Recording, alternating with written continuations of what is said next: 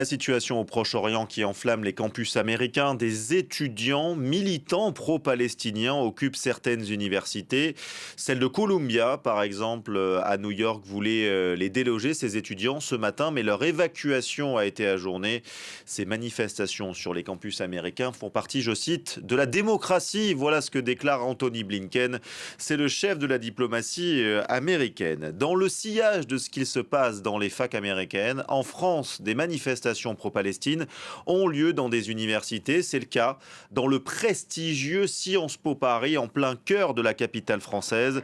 Une cinquantaine d'étudiants ont campé à l'intérieur de l'école la nuit dernière.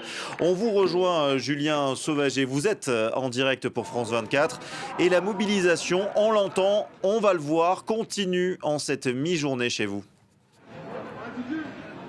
Et oui, depuis ce matin, la situation est toujours la même.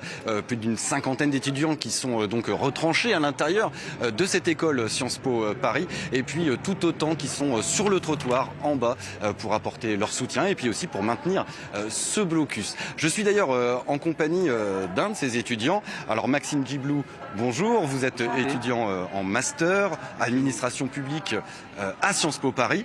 J'aimerais d'abord connaître vos revendications. Pourquoi occupez-vous aujourd'hui ce bâtiment ? Alors du coup, le groupe qui est ici devant le campus, il est là en soutien au comité Palestine pour soutenir d'abord ses revendications et d'autre part pour les soutenir par rapport à la répression qu'ils ont subie, que ce soit par l'administration ou par les forces policières. Donc les revendications, à savoir qui sont maintenant la tenue d'une assemblée générale avec tous les étudiants et l'administration afin d'enfin avoir un dialogue constructif et non pas fondé sur le chantage et sur la répression. D'autre part, nous souhaitons des enquêtes menées sur les partenariats que Sciences Po a avec des institutions ou entités, à savoir des universités ou des entreprises israéliennes qui pourraient avoir un lien avec la politique génocidaire menée par le gouvernement de M. Netanyahou, puisque pour certaines c'est assez notoire qu'elles fournissent Tsahal en théorie militaire et soutiennent parfois de façon ostentatoire la politique génocidaire. Quand on sait qu'à Gaza, il n'y a depuis maintenant plusieurs mois plus aucune université, cette ambivalence paraît complètement aberrante. Et enfin, nous souhaitons la fin des poursuites disciplinaires engagées par la direction de Sciences Po après les étudiants qui ont participé aux actions pacifiques, je le rappelle, du comité Palestine. Ces étudiants qui ont été harcelés par l'administration et qui ont été menacés et convoqués en section disciplinaire. Donc nous demandons la levée de ces sanctions. On le sent, une relation très difficile à votre direction qui refuse la tenue de ces débats. Vous espérez que cette situation puisse évoluer? Là, il y a des négociations qui sont en cours actuellement entre les étudiants qui sont à l'intérieur et la direction. Vous espérez que la direction de Sciences Po puisse enfin changer de position et autoriser notamment ces débats? Écoutez, nous, on est arrivés tous à Sciences Po, on nous a vendu, et c'est de toute façon la réputation de Sciences Po, l'école du débat, de la contradiction, l'antre de la pensée. Et pour nous, c'est une désillusion aujourd'hui.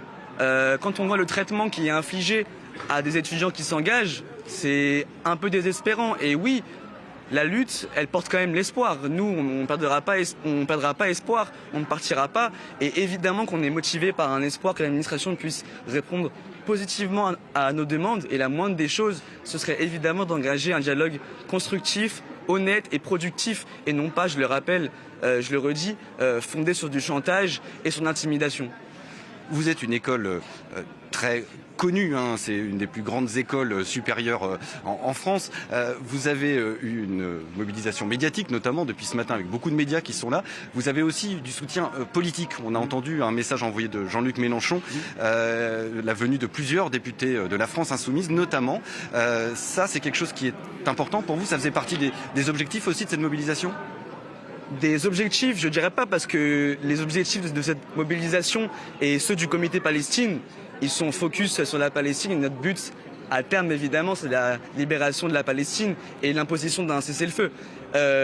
Toutefois, c'est évidemment très opportun d'avoir le soutien explicite de députés, c'est-à-dire qu'on sait que pour eux, ils se mettent en danger de faire ça. On sait à quoi ils s'exposent. Ils s'exposent à des menaces des morts, à des méthodes d'intimidation de la part du gouvernement. On l'a vu avec les censures, une censure populaire qui a été infligée à Mathilde Panot, à Rima Hassan, à Jean-Luc Mélenchon, avec des convocations absurdes pour apologie du terrorisme, qui ont été un choc pour beaucoup de gens. Donc oui, évidemment que nous, aujourd'hui, on remercie la France Insoumise pour son soutien, parce que on sait à quel point il est précieux, et c'est toujours important pour les luttes populaires comme ça qui émanent spontanément du collectif d'avoir un vrai débouché politique, parce que le changement passe aussi par ici, évidemment. Toute dernière question rapidement. Soutenir le peuple palestinien, est-ce que ça veut dire soutenir le Hamas ? Je dois vous dire que je suis assez choqué qu'on me pose encore cette question, déjà qu'on la pose dans l'absolu. Je trouve ça vraiment absolument choquant, et je déplore que le jeu médiatique en soit arrivé là. Maintenant, notre réponse, elle est claire, elle a toujours été claire, et je vous mets au défi de relever une seule parole prononcée ici qui évoquerait un soutien au Hamas. Vraiment, je vous mets au défi. Vous n'en trouverez pas une, pas un seul chant, rien. Nous, notre boussole, elle est double. Ça a toujours été un cessez-le-feu et la paix. La boussole, c'est la paix.